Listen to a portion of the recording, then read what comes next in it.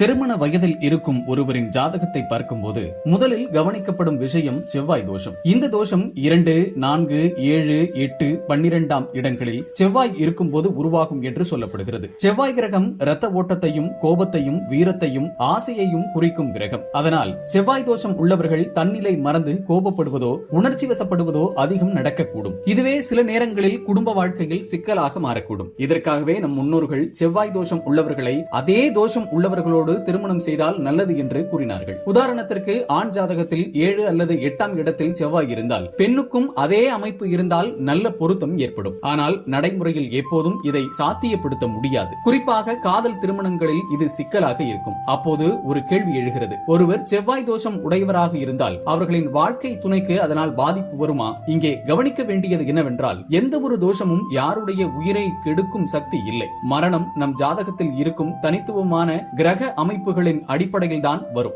ஆகவே இவர் செவ்வாய் தோஷம் கொண்டவர், அதனால் அவருடைய துணைக்கு பிரச்சனை வந்தது என்று சொல்வது முற்றிலும் தவறு. உண்மையில் காதலில் விழுந்தவர்களில் ஒருவருக்கு செவ்வாய் தோஷம் இல்லாமல் இருந்தாலும் அன்பும் புரிதலும் விட்டுக் கொடுப்பதும் இருந்தால் அந்த உறவு இன்னும் வலுவாகும். திருமண வாழ்க்கை இனிமையாக அமைய வேண்டும் என்றால் ஜாதகத்தை விடவும் முக்கியமானது அன்பு, நம்பிக்கை, புரிதல். இவை உணர்ந்தாலே எந்த தோஷமும் நம்மை பாதிக்காது.